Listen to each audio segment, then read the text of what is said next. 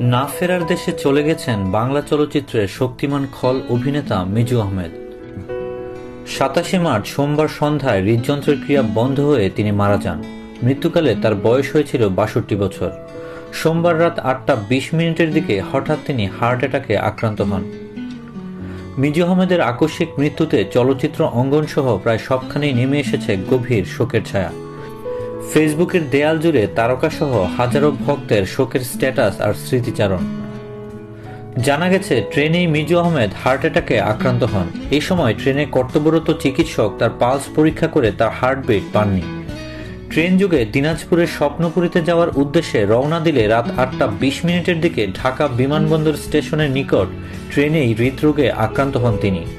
এই তথ্য নিশ্চিত করেছেন পরিচালক শাহিন ও অভিনেতা অমিত হাসান। চিত্রনির্মাতা শাহিন সুমন জানান, ট্রেনে ওঠার কিছুক্ষণ পরেই তিনি অসুস্থ হয়ে পড়েন। পরে সেখান থেকে কুর্মিটোলা হাসপাতালে নেওয়া হলে রাত ৮টা ৩৫ কর্তব্যরত চিকিৎসক তাকে মৃত ঘোষণা করেন। অমিত হাসান বলেন, সন্ধ্যা ৭টার দিকে কমলাপুর রেল স্টেশন থেকে ট্রেনে করে দিনাজপুরের উদ্দেশ্যে রওনা হন মিজু আহমেদ। ট্রেন তেজগাঁও স্টেশন যাওয়ার আগেই হৃদরোগে আক্রান্ত হন তিনি। পরে তাকে বিমানবন্দর স্টেশনে নামানোর পর কুর্মিটোলা হাসপাতালে নেওয়া হয়। সেখানকার কর্তব্যরত চিকিৎসক তাকে মৃত ঘোষণা করেন। অমিত হাসান আরও বলেন, আমরা বিমানবন্দর থানায় কথা বলেছি, সেখান থেকে আমাদের মৃত্যুর খবর নিশ্চিত করা হয়েছে। আমি আর ওমর সানি ভাই গাড়িতে করে যাচ্ছি।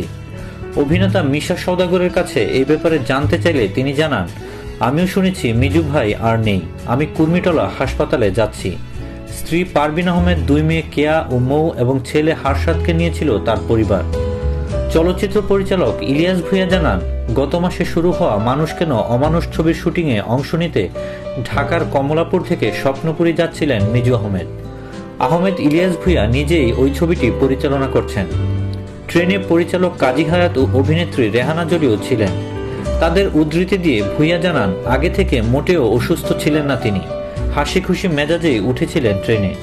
রাত ৮টার পরে ট্রেনটি বিমানবন্দর রেল স্টেশনে পৌঁছলে আকস্মিক মিজু আহমেদ বুকে ব্যথা অনুভব করেন। পরে ট্রেন থামার পর কাছের একটি হাসপাতালে নেওয়া হলে কর্তব্যরত চিকিৎসক তাকে মৃত বলে ঘোষণা করেন। চিকিৎসক জানিয়েছেন, হৃদযন্ত্রের ক্রিয়া বন্ধ হয়ে মিজু আহমেদ মারা যান।